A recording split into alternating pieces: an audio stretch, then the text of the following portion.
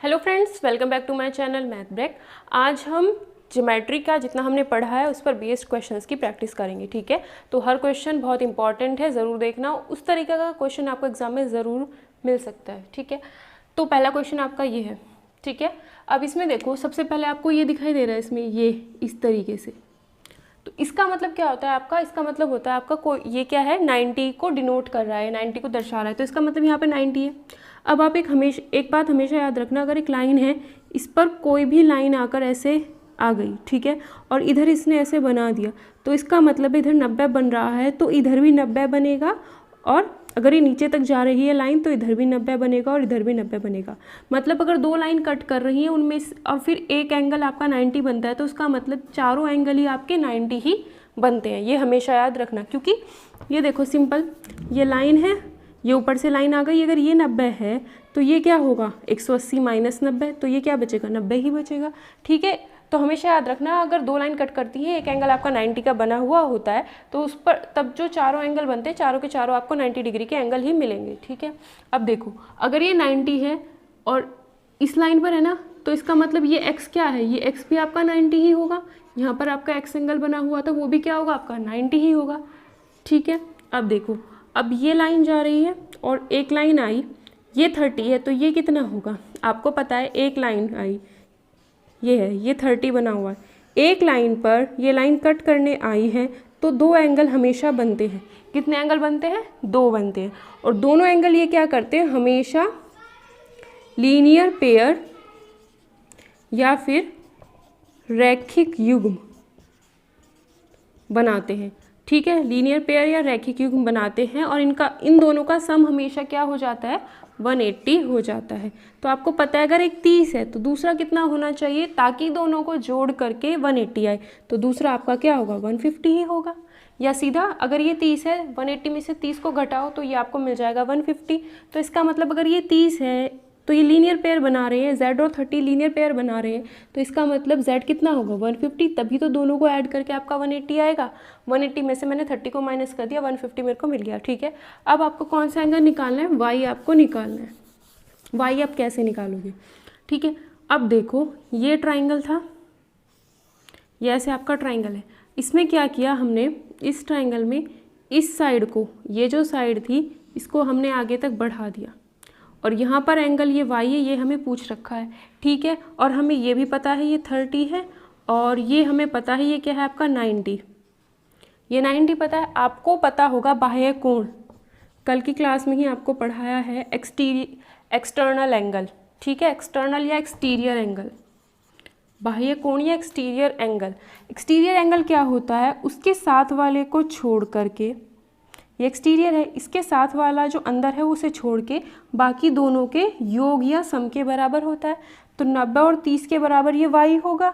90 और 30 कितने हो गए, 120, तो y की वैल्यू आपकी कितनी हो जाएगी, 120। और इस क्वेश्चन में आपको पूछा गया था x plus Y plus z आपको बताना था। 120 x की वैल्यू है, x की वैल्यू 90 है, y की वैल्यू 120 है, और z की वैल्यू आपकी 150 है। सबको ऐड करके कितना आ रहा है, देखो 100 200 270 270 और 90 कितने हो गए, 0 9 9 हो गए आपके, 18 7 14 15 16 1, कितने आए, तीनों को ऐड करके आपका 360 आया। और हमें पता है, क्या पता है, ये तो आपका आंसर आ गया। लेकिन हम पहले से ही जानते हैं, किसी भी पॉलीगन के अगर हम बाह्य कोणों का योग निकालते हैं, एक्सटीरियर एंगल्स का सम निकालते हैं, तो हमेशा कितना आता है, 360 आता है। तो वही इसमें देखो, ये जो था, ये क्या था, एक्सटीरियर एंगल, फिर ये भी क्या था, इस साइड से बना था ना, ये तो एक्सटीरियर एंगल, इसको बढ़ाया था, फिर हमने इस वाली को बढ़ा दिया, तब ये बना, फिर यही तो बची, इस वाली को बढ़ाया तो ये एक्सटीरियर एंगल बना। तो ये एक्स वाई और जेड क्या थे, तीनों एक्सटीरियर एंगल ही थे, तो तीनों को जोड़ के आना चाहिए क्या था, 360 ही आना चाहिए था। तो अगर आपको वो प्रॉपर्टी याद होती कि ये एक्सटीरियर एंगल है, तो आप इसमें कुछ भी सॉल्व ना करते, सीधा बता देते, क्योंकि आपको इसमें ये पूछा था, और एक्स वाई जेड को ऐड करके क्या बन रहा था, इस पॉलीगन के एक्सटीरियर एंगल्स बाह्य कोणों का योग ही बनना था, जो आपका हमेशा क्या आना है, 360 आना है। तो अगर आपको याद होता तो आप डायरेक्ट कर देते, सॉल्व करने की ज़रूरत ही नहीं थी। ठीक है, नेक्स्ट क्वेश्चन देखते हैं। देखो, ये एक चतुर्भुज बना हुआ है, क्वाड्रिलेटरल बना हुआ है, ठीक है। अब हमने क्या किया, ये वाली साइड थी जो, इसको आगे बढ़ाया तो ये एंगल मिला, इसको हम बढ़ा चुके, ये एक्सटेंड हम कर चुके, याद रखना कौन कौन सी एक्सटेंड किए। फिर हमने इसको एक्सटेंड किया है तो दूसरी एक्सटेंड कर दी तो ये एक्सटीरियर एंगल बन गया। एक्स और वाई क्या हुए, एक्सटीरियर हुए। अब हमने इसको एक्सटेंड किया है, जब हमने इसको एक्सटेंड किया है तो ये एक्सटीरियर बन गया जो कि हमारा जेड है। थर्ड साइड ये हो गई एक्सटेंड होने वाली। अब कौन सी बची, सिर्फ यही तो बची। अब इसको हमने बाहर एक्सटेंड कर दिया तो एक्सटीरियर एंगल आपका ये बनेगा, ये तो नहीं बनेगा ना, ये तो 180 है, उसको तो छोड़ो, स्ट्रेट लाइन नहीं देखनी है हमें, ये बनेगा हमारा एक्सटीरियर, क्योंकि डायग्राम तो ये है, इसके बाहर तो यही बन रहा है। तो ये डब्ल्यू भी क्या है आपका, एक्सटीरियर एंगल है। फोर्थ साइड आपकी बाहर ये बनाई थी हमने, ठीक है। अब आप यहाँ पर ध्यान से देखो, एक्स वाई जेड और डब्ल्यू, आपको इस क्वेश्चन में पूछा यही गया था, एक्स वाई जेड और डब्ल्यू को ऐड करके क्या आएगा। और आप ध्यान से देखो इस फिगर में, एक्स वाई जेड और डब्ल्यू, इन सबको ऐड करके क्या आएगा आपका, क्योंकि ये क्या है, इस चतुर्भुज के बाह्य कोणों का योग है, एक्सटीरियर एंगल्स का सम है, तो इन सब का सम कितना आएगा आपका, 360 ही आएगा। तो अगर आपको प्रॉपर्टी समझ आ गई होगी तो आप इसे देखते ही कर दोगे, इसमें कुछ भी सॉल्व करना नहीं पड़ेगा, ठीक है। अगर आपको सॉल्व करना है तो सिंपल, ये लाइन है, ये कट किया, ये 120 है, ये एक्स कितना होगा, 60 होगा, क्योंकि हमें पता है दोनों को ऐड करके 180 आना है। वही चीज़ इसमें, ये क्या है, लाइन, इस पर ये लाइन अगर गिरी, 80 इधर है, वाई इधर है, दोनों को ऐड करके, क्योंकि ऐसे बना हुआ है ना, एक ये दोनों को ऐड करके आपका 180 ही आना है, क्योंकि लीनियर पेयर या रैखिक युग्म में ये 80 है तो ये 100 होगा। इसी तरीके से ये लाइन पे ये आई, इस लाइन पे ऐसे, तो ये 60 आपको दे रखा है, ये आपको z बताया, तो ये दोनों भी क्या है, लीनियर पेयर। अगर ये 60 है तो z आपका 120 होगा, ठीक है। और ये फिर आपको w नहीं पता, आप w कैसे निकालोगे, इसके साथ तो अंदर वाला कोण भी नहीं दे रखा है, लेकिन आपको पता है कि ये एक चतुर्भुज है, चतुर्भुज के अंतः कोणों का योग क्या होता है, 360 ही होता है अंतः कोणों का योग। तो आपको पता है ये 120 है, ये 80 है, ये 60 है, ये आपने मान लिया a है, तो क्या होगा, a प्लस 60 प्लस 80 प्लस 120, इन सबको ऐड करके, क्योंकि ये चतुर्भुज के अंतः कोणों का योग है, इंटीरियर एंगल्स का सम है, वो हमेशा क्या आता है, 360 आता है, क्योंकि हमें पता है चतुर्भुज के अंतः और बाह्य सभी कोणों का योग क्या आता है, अंतः कोणों का योग भी 360 आता है और बाह्य कोणों का योग भी 360 ही आता है। तो a प्लस 60 80, देखो 120 80, 200 200 और 60, 260 इज इक्वल्स टू 360, 260 प्लस का इक्वल टू के उधर जाएगा माइनस हो जाएगा, तो इधर से हटा दिया, a की वैल्यू कितनी आती है आपकी, 100 आ जाती है। ये बहुत बार मैं सिखा चुकी हूँ, ठीक है। तो a की वैल्यू क्या आ गई आपकी, 100 आ गई। तो अगर आपका ये 100 है, अब ये लाइन है, अगर ये 100 है, दोनों को ऐड करके 180 आना चाहिए, तो ये 80 होगा। तो यहाँ से आपको W पता चल गया। अब आपको Z, Y, X, W सबकी वैल्यू पता है, सबको ऐड करके देखना 360 ही आएगा। डायरेक्ट करने का तरीका आपको बता दिया, बस आपको पहचानना है कि हर लाइन से बनना चाहिए, इस लाइन से, फिर इस लाइन से, फिर इस लाइन से, फिर इस लाइन से, हर लाइन से एक्सटीरियर एंगल आपका बनना चाहिए, ठीक है। नेक्स्ट कॉन्सेप्ट बहुत अच्छा है, समझ लेना, इस पर बेस्ड क्वेश्चन आते हैं। क्या है आपका, नंबर ऑफ साइड्स, मतलब भुजाओं की संख्या को अगर आप प्रत्येक बाह्य कोण से गुणा करते हो तो आपको क्या मिलता है, हमेशा 360 मिलता है, ठीक है। कैसे, अगर आपके पास ये ट्राइंगल है, इस लाइन को आप आगे बढ़ाते हो, इसको आगे बढ़ाते हो, इसको, लेकिन ये फॉर्मूला तभी काम करेगा जब आपको फिगर जो दी हो वो रेगुलर दी हो, रेगुलर पॉलीगन दिया हो या फिर समबहुभुज दिया हो, ठीक है। अगर ये ट्राइंगल है और ये रेगुलर है, रेगुलर का मतलब तीनों साइड बराबर है, तो ये क्या बन जाता है आपका, इक्विलेटरल या फिर समबाहु त्रिभुज बन जाता है, जिसमें क्या होता है, प्रत्येक कोण 60 का होता है। अब आपको पता है अगर अंदर का कोण 60 का है तो बाहर कितना होगा, क्योंकि ये लीनियर पेयर बन रहा है तो 120 होगा ना, ये 60 है तो 180 माइनस 60 होगा, यानी ये 120 होगा।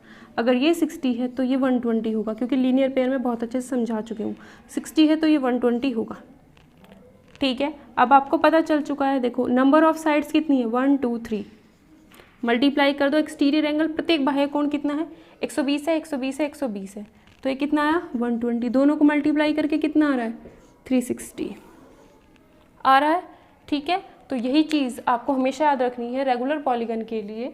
नंबर ऑफ साइड्स को जब भी आप एक्सटीरियर एंगल बाह्य कोण से गुणा करोगे तो हमेशा क्या मिलेगा आपको 360 मिलेगा। ये आपके क्वेश्चंस में अप्लाई होगा फॉर्मूला, ठीक है। बस ये याद रखना रेगुलर होना चाहिए वो, ठीक है।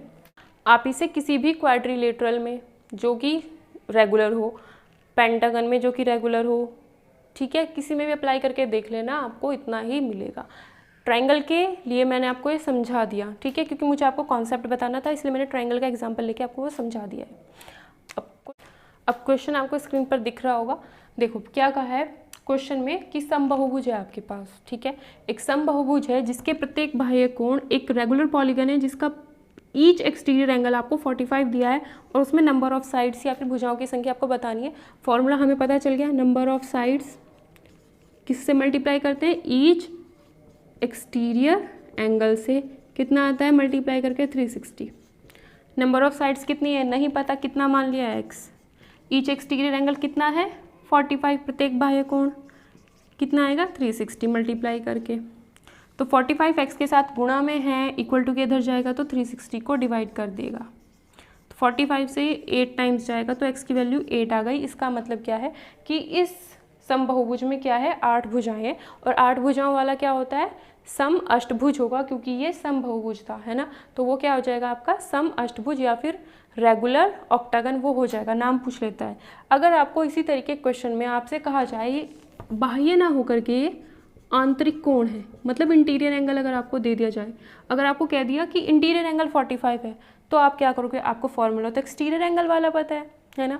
तो उसमें आप क्या करते हो, उस केस में हमेशा क्या करना है कि अगर देखो समझ लेना क्यों करते हैं हम ऐसा। अगर ये इंटीरियर 60 है तो एक्सटीरियर कितना होगा 120। अगर ये 50 होता तो ये कितना होता 130। अगर ये 40 होता तो ये कितना होता 140।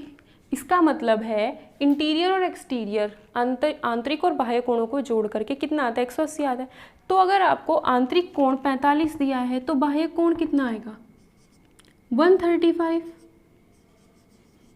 कितना आएगा 135। तो यही काम आपको करना है कि अगर आपको आंतरिक कोण दे दिया जाएगा तो आपको क्या करना है और भुजाएं पूछी जाए, समबाहुभुज में आंतरिक कोण दिया है 45 तो आप क्या करोगे बाह्य कोण निकाल लोगे 180 में से उसको घटा करके, तो कितना आया 135। बस यहाँ पे क्या करना है ईच एक्सटीरियर एंगल की जगह 135 रख दो और फिर 135 से 360 को डिवाइड कर देना, उससे आपको क्या मिल जाएगी भुजाओं की संख्या आपको मिल जाएगी। ये मैंने सिर्फ एक एग्जांपल लेकर आपको बताया है कि आपको तरीका ये अपनाना है अगर आपको आंतरिक कोण दे दिया जाए तो, ठीक है। नेक्स्ट क्वेश्चन आपको स्क्रीन पर दिख रहा होगा। क्या कहा है, एक समबाहुभुज है मतलब एक रेगुलर पॉलीगन है जिसमें नंबर ऑफ साइड्स, अब आपको नंबर ऑफ साइड्स दे दी कि 9 है उसके अंदर नंबर ऑफ साइड्स, ठीक है। आपको पूछा है प्रत्येक बाह्य कोण या ईच एक्सटीरियर एंगल। फॉर्मूला पता है, नंबर रेगुलर पॉलीगन है तो हमें ये याद आ जाएगा, ये फॉर्मूला अप्लाई करना है। फिर नंबर ऑफ साइड और प्रत्येक बाह्य कोण दिया है, नंबर ऑफ साइड्स कितनी है 9 मल्टीप्लाई कर दो।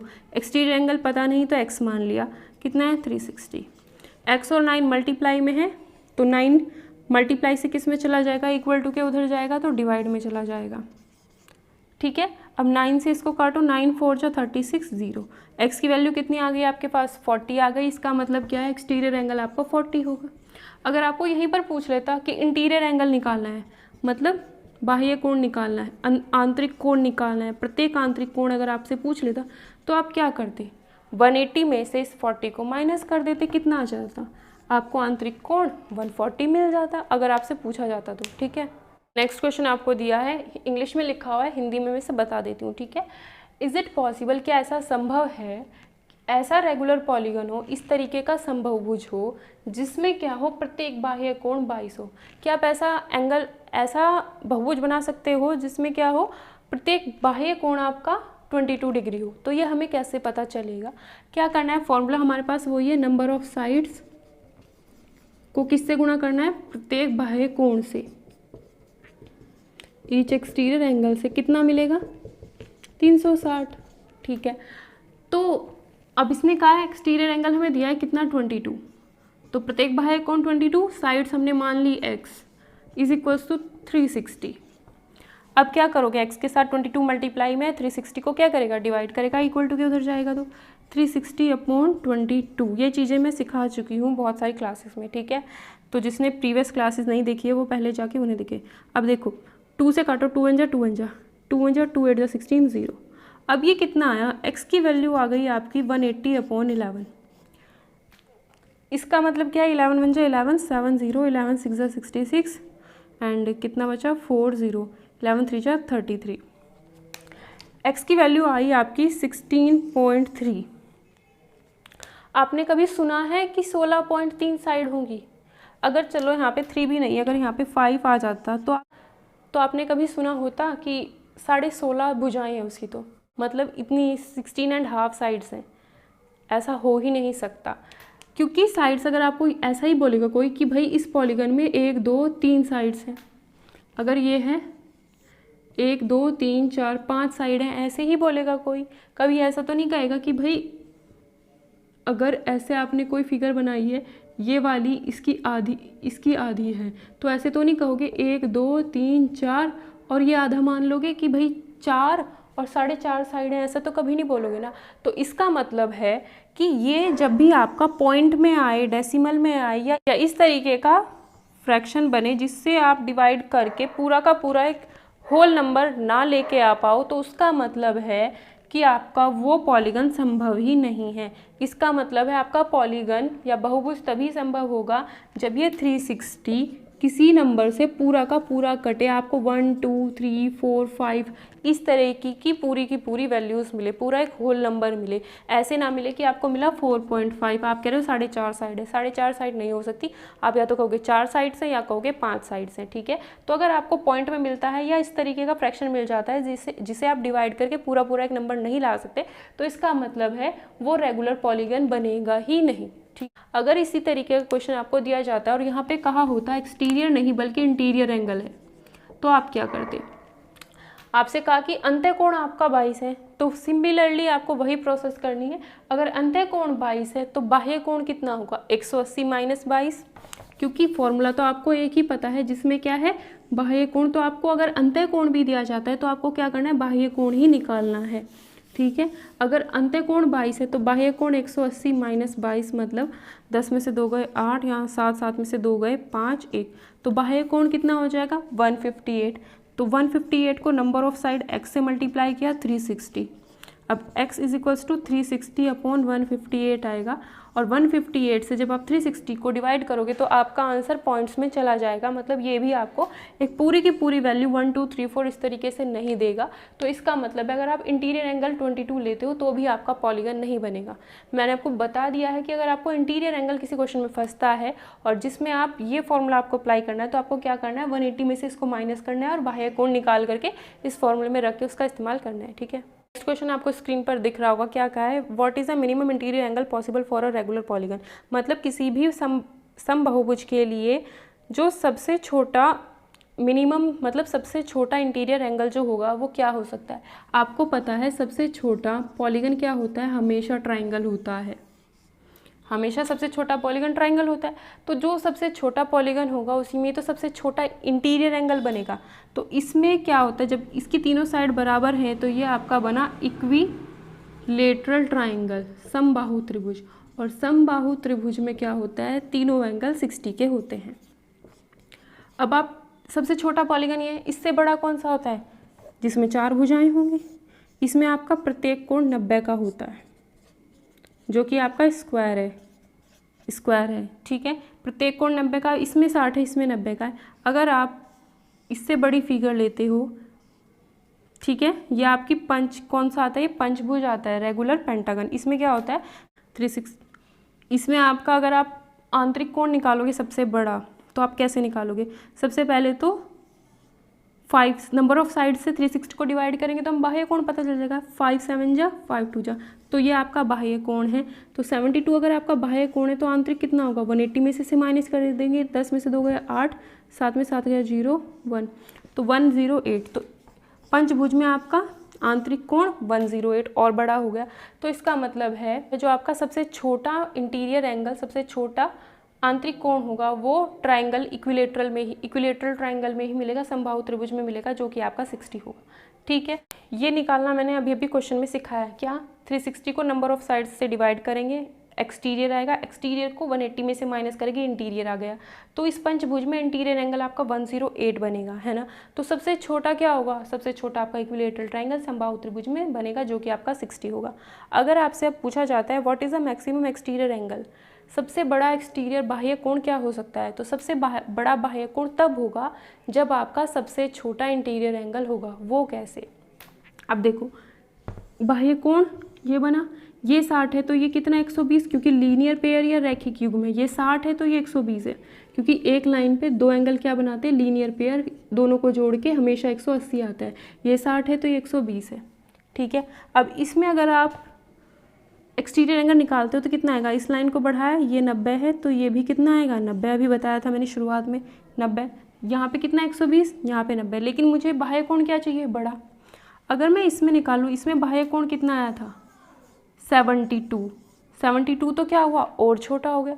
तो इसका मतलब है जैसे जैसे आप भुजाओं की संख्याएं बढ़ाते जाओगे 3, 4, 5, 6, तो आपका एक्सटीरियर एंगल और छोटा होता चला जाएगा।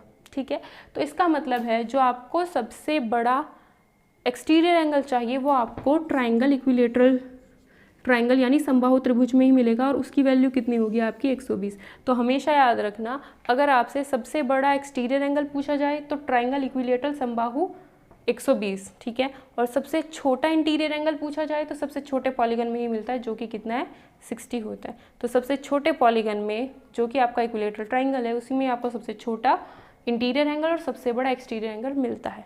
जैसे जैसे आप इसको 60 को कम करते जाओगे ना, आपने 60 को बढ़ाया, 60 से कितना कर दिया 70, तो ये आपका कम हो जाएगा, ये 110 हो जाएगा। आपने इसे 80 कर दिया, इसको आपने और बढ़ाया 80 कर दिया, तो ये आपका 100 हो जाएगा। ठीक है, तो ये चीज़ होती है, अगर आप इंटीरियर को बढ़ाओगे तो एक्सटीरियर कम होता चला जाएगा। आपको वीडियो पसंद आती है तो प्लीज़ वीडियो को लाइक कर देना, कमेंट करके ज़रूर बता देना कि वीडियो कैसी थी, और प्लीज़ वीडियोस को अदर ग्रुप्स में शेयर कर दिया कीजिए अगर आपको वीडियो पसंद आती है तो। ठीक है, और साइंस नोट्स आपको टेलीग्राम ग्रुप पर ही मिल जाते हैं।